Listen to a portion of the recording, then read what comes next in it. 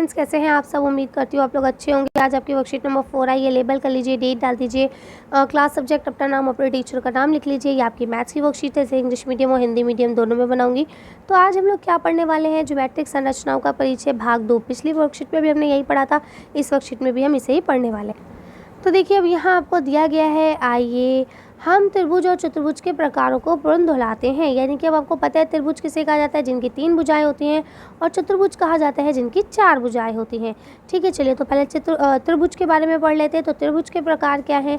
तो पहले जो आपके होते हैं, त्रिभुज को 2 प्रकार से हम देख सकते हैं। एक हम देखते हैं उनकी भुजाओं के आधार पर, दूसरा हम देखते हैं कोण के आधार पर। तो भुजाओं के आधार पर सम त्रिभुज हो सकता है, समबाहु, जिसकी सारी जो साइड्स हैं वो इक्वल होंगी। ठीक है, सारे जो भुजाएं हैं वो बराबर की होंगी। समविरुद्ध बहु, यानी कि जिसकी 2 भुजाएं एक जैसी होंगी और बाकी एक अलग होगी। ठीक है, और विषम बाहु, यानी कि जिसकी आपकी तीनों अलग अलग होंगी। ठीक है, तो इस तरह से ये होता है आपके भुजाओं के आधार पर। अगर हम बात करें कोण के आधार पर, तो देखिए सबसे पहले आता है आपका न्यून कोण, जिसकी सभी भुजाएं जो हैं वो 90 डिग्री से कम होती हैं। उसके बाद आता है समकोण, जिसकी कोई भी एक भुजा जो है वो 90 डिग्री की होती है। इसके बाद अधिक कोण आता है, जिस त्रिभुज की कोई एक जो भुजा है वो 90 से ज़्यादा की होगी। ठीक है, तो इस तरह से आप इसे आसानी से कर सकते हैं। अब आपको देखिए यहाँ पे दिया गया है, अपने उत्तर की पुष्टि कीजिए। तो अब आपको उत्तर भी देना है और साथ में ये भी बताना है कि आपने ये उत्तर क्यों दिया। तो पहला लिखा है, क्या किसी त्रिभुज में 2 समकोण हो सकते हैं। तो ऐसा नहीं हो सकता है। क्यों? क्योंकि जो आपका त्रिभुज है उसका जो सम होता है तीनों साइड्स को मिला के वो 180 होता है। अब अगर हम 2 उसमें 90-90 के लिए आएंगे तो 180 तो यही हो गए। अब तीसरा कोण कैसे बनेगा, है ना। चलिए इसका आंसर देखते हैं। तो देखिए आप इसका आंसर लिखेंगे नहीं, क्योंकि जो त्रिभुज है उसका जो योग होता है वो कितना होता है, 180 होता है। ठीक है, तो कर लेंगे। चलिए आगे पढ़। अगला क्वेश्चन आपको दिया गया है, क्या त्रिभुज के प्रत्येक कोण 60 से कम हो सकते हैं। तो 60 से कम भी नहीं हो सकते। उसका रीज़न भी है कि 60 + 60 + 60 = 180। अब अगर हम 60 से एक पॉइंट भी कम करेंगे तो ये 180 से कम हो जाएगा और वो ट्राइंगल नहीं बनेगा। तो चलिए इसका आंसर देख। दोबारा से इसका आंसर यही रहेगा, नहीं, क्योंकि त्रिभुज का जो योग होता है उसके कोणों का वो 180 होता है, इसलिए नहीं बनेगा। ठीक है, चलिए अगला पढ़ते हैं। अब यहाँ आपको तीसरा क्वेश्चन दिया गया है, क्या किसी त्रिभुज में 2 अधिक कोण हो सकते हैं। यानी कि 90 डिग्री से अधिक वाले 2 कोण हो सकते हैं।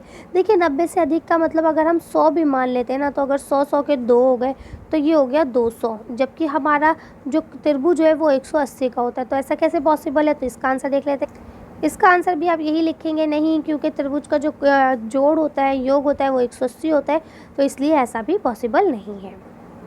अभी आपको अगला क्वेश्चन लिखा है, एक त्रिभुज बनाइए और उसकी मध्यिकाओं को दर्शाइए। तो अब आपको एक त्रिभुज बनाना है और उसकी जो मध्यिकाएं हैं उनको दिखाना है। चलिए आंसर देखते हैं।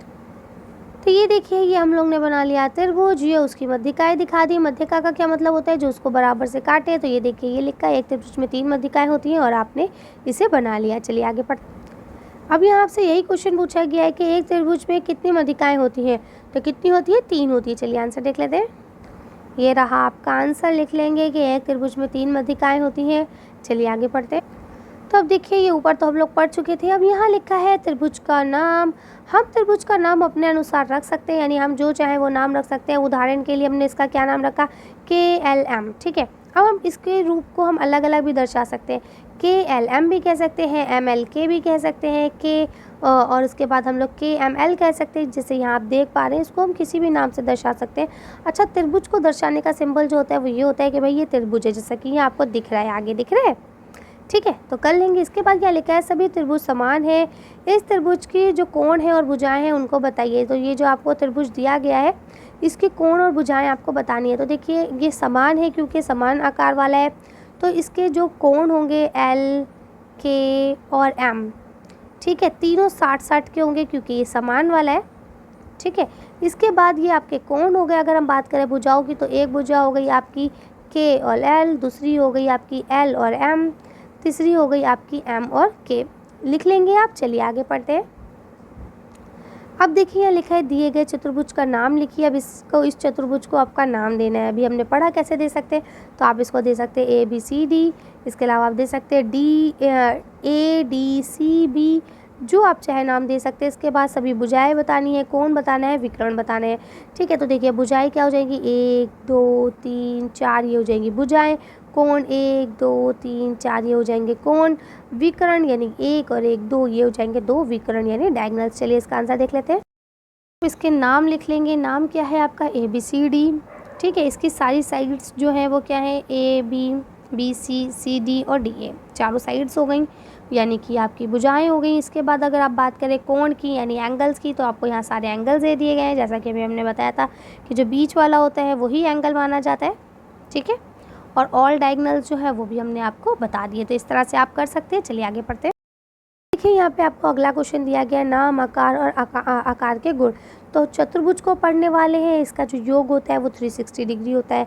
तो अब ये सारे चतुर्भुज के प्रकार है। पहला होता है समांतर चतुर्भुज, जिसमें क्या है आपका समांतर चतुर्भुज को कहा जाता है कि सॉरी, इसकी जो सारी भुजाएं होती हैं वो बराबर होती हैं, जैसा कि आप देख पा रहे हैं, और एक दूसरे के समांतर होती हैं, यानी कभी भी जाके एक दूसरे को काटेंगी नहीं। ठीक है, और कोण भी सारे बराबर होते हैं। बात करें वर्ग की, तो वर्ग का भी सेम यही रहेगा, इसकी भुजाएं समांतर होती हैं, बराबर होती हैं, कोण भी 90 के होते हैं। आयत में भी कोण 90 के होते हैं, लेकिन ये दो भुजाएं बराबर होती हैं, ये दो भुजाएं बराबर होती हैं। ठीक है, कर लेंगे आप। अब आपको देखिए यहाँ लिखा है आओ जाने। तो पहला लिखा है समचतुर्भुज, समलंब चतुर्भुज और पतंग की आकृति बनाइए और उसे मापिए। तो देखिए ये आपके सारे सेम है, पैरेललोग्राम की बात हो रही है। तो चलिए इसका आंसर देख लेते हैं। और उसके बाद आपको क्या करना है, इसकी भुजाओं को नापना है, इसके जो डायगोनल्स हैं उनको नापना है और इसके कोण को नापना है। तो चलिए आंसर देखते हैं। तो देखिए ये आपके दोनों बन गए, आप इसे बना लेंगे। ये समलंब चतुर्भुज है और ये आपका पतंग है। और इसके बाद यहाँ पे देखिए कि हम लोग ने इसकी नाप ली है, साइज़ भी नाप लिए हैं, डायगोनल्स भी बता दिए हैं कि विकर्ण क्या है, और इसके बाद ये आपके कोण भी बता दिए कि इसके कोण जो है वो 360 डिग्री के होंगे सारे मिला के। ठीक है, चलिए आगे पढ़ते हैं। अब देखिए यहाँ आपको लिखा है अपने अवलोकन के आधार पर उपयुक्त आकृतियों के गुण धर्म लिखिए और इनकी चर्चा अपने अध्यापक से कीजिए। तो गुण धर्म यही रहेंगे सेम, क्योंकि ये भी यहीं से ही लिया गया है ना, तो आप कर सकते हैं आसानी से। इसके बाद यहाँ लिखा है क्या समांतर चतुर्भुज के विकर्ण बराबर होते हैं, तो आप इसका आंसर लिख देंगे हाँ, समांतर चतुर्भुज जो होता है उसके जो आपके डायगोनल्स होते हैं वो बराबर होते हैं। कर लेंगे। चलिए तो आज की वीडियो को यहीं खत्म करते हैं। आज की वर्कशीट में बस इतना ही। अगर आपको हमारी वीडियो पसंद आई हो तो प्लीज़ इसे लाइक और शेयर करें। अगर अभी तक आपने हमारे चैनल को सब्सक्राइब नहीं किया तो प्लीज़ मेरे चैनल को सब्सक्राइब करें। Thank you for watching.